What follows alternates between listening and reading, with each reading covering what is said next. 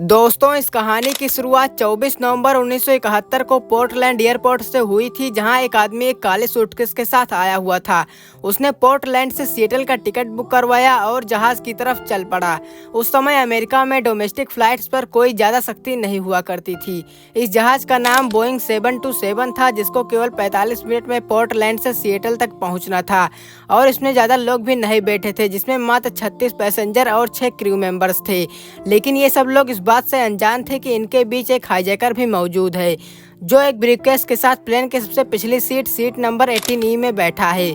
अभी हवाई जहाज को उड़ान भरे कुछ ही समय बीते थे कि डैन कूपर नाम का यह शख्स अपना रंग दिखाना शुरू कर देता है। एक फ्लोरेंस शॉफनर नाम की एयर होस्टेस को अपना नाम डैन कूपर बताते हुए एक नोट थमाता है, जिस नोट में साफ साफ लिखा हुआ था कि मेरे पास बॉम्ब है और आप मेरे पास आकर बैठ जाएं।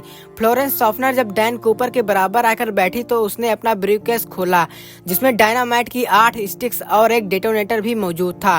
अब प्लेन पूरी तरीके से हाईजैक हो चुका था और डैन कूपर की टोटल 3 डिमांड थी, जिसमें उसको 5 बजे के पहले $2 लाख कैश, 2 पैराशूट और सिएटल एयरपोर्ट पर एक रिफ्यूलिंग ट्रक रेडी चाहिए था। उसने ये भी कहा कि अगर कोई गलती हुई तो मैं बम फाड़ दूंगा। प्लेन में बैठे बाकी पैसेंजर को अभी भी इन सब चीजों के बारे में नहीं पता था और एयर होस्टेस शॉफनर ये चाहती भी नहीं थी कि किसी को पता चले। वो चुपचाप से प्लेन के कॉकपिट में जाती है और डैन कूपर का नोट प्लेन के पायलट्स को दिखाती है। एक दूसरी एयर होस्टेस जिसका नाम टीना मकलो था, वो आकर डैन कूपर के पास बैठ गई, जो पायलट और डैन कूपर के बीच मैसेज पहुंचाने का काम कर रही थी। पायलट्स ये बात एयर ट्रैफिक कंट्रोलर को बताते हैं, तब FBI ने ये फैसला किया कि हाईजैकर की सारी डिमांड्स पूरी की जाएं। फ्लाइट्स जिसको 45 मिनट में ही सिएटल में लैंड करना था, वो अब एयरपोर्ट के ऊपर चारों तरफ चक्कर लगाती रही, जिसके बाद सिएटल नेशनल बैंक से $20 के खास 10,000 नोट इकट्ठे किए गए, जिनकी खासियत ये थी कि उन नोटों के सीरियल नंबर नोट कर लिए गए थे और 2 जोड़ी पैराशूट की भी व्यवस्था की गई। 5:45 पर ये फ्लाइट लैंड करती है सिएटल एयरपोर्ट पर। कूपर के इंस्ट्रक्शंस के अनुसार प्लेन को मेन टर्मिनल बिल्डिंग से दूर पार किया जाता है और वादे के मुताबिक डैन कूपर को पैसों से भरा एक बैग और 2 जोड़ी पैराशूट दिए गए।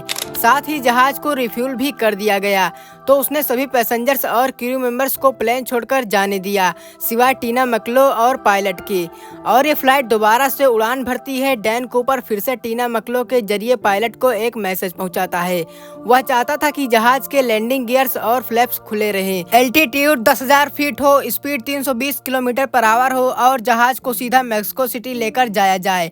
तभी पायलट कूपर को बताते हैं कि प्लेन में इतना फ्यूल नहीं है कि वह सीधे मैक्सिको सिटी पहुंच सके, लेकिन कूपर को इसकी कोई चिंता नहीं थी। कूपर ने कहा, जैसा मैंने कहा है वैसा ही उड़ते रहो, अब आगे जो होता है उस पर यकीन करना नामुमकिन था। कूपर टीना को अंदर कॉकपिट में जाने को कहता है। अब प्लेन के पीछे वाले हिस्से में कूपर अकेला बचता है। डैन कूपर अपनी कमर पर पैराशूट को बांध लेता है। उसके बाद जहाज की सीढ़ियां खुली और डैन कूपर ने सीधे वहां से छलांग लगा दी। 3 घंटे बाद जब जहाज रीनो एयरपोर्ट पर लैंड हुआ तो उसे अच्छे से चेक किया गया, लेकिन जहाज में ना ही कूपर था ना ही कोई बॉम्ब मिल सका। इस घटना के बाद डैन कूपर का कहीं कोई पता नहीं चल सका, ना ही जिंदा ना ही मुर्दा। तमाम इन्फॉर्मेशन की बेसिस पे डैन कूपर की ड्रॉप लोकेशन का अंदाजा लगाकर एक सर्च एरिया चुना गया। ये 45 स्क्वायर किलोमीटर का एरिया घने जंगलों और पहाड़ों से घिरा हुआ था। लैंड सर्च टीम ने इस पूरे एरिया का चप्पा चप्पा छान मारा, लेकिन न कूपर का कोई नामो निशान मिला और ना ही कोई ब्रीफकेस मिला।